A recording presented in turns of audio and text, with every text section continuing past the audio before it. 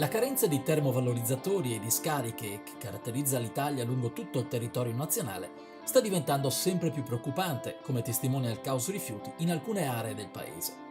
Nel Triveneto non siamo ancora arrivati all'emergenza, ma le aziende del settore denunciano da mesi la propria preoccupazione, visto che, sempre più spesso, impianti destinati a rifiuti speciali vengono precettati per lo smaltimento dei rifiuti urbani, a discapito dei rifiuti industriali. Una situazione questa che sta producendo un vero e proprio collo di bottiglia, in cui la scarsità di impianti disponibili sta comportando aumenti del servizio fra il 20 e il 30%, che gravano sui conti di chi produce e, in particolare, di aziende che devono far fronte a un aumento di costi imprevisto per poter smaltire i propri rifiuti e scarti di produzione. A questa scarsità di impianti e aumento di prezzi, come risponde il gruppo ETA?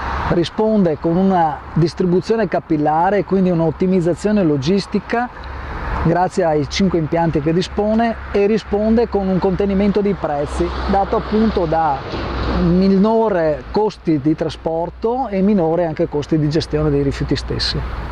Il gruppo Etan dispone di 5 impianti dislocati nelle province di Padova, Vicenza e Verona. E con le nostre autorizzazioni, sono tutte autorizzazioni in ordinaria, siamo in grado di gestire tutte le tipologie di rifiuti provenienti da tutti i vari settori, commercio, artigianato e industria ovviamente. Gli impianti sono dislocati appunto nelle province di Padova, hanno sede a Teolo e a Monselice, in provincia di Vicenza, a Grisignano e Brendola, e a Verona l'ultima acquisizione del nostro gruppo è a Sona.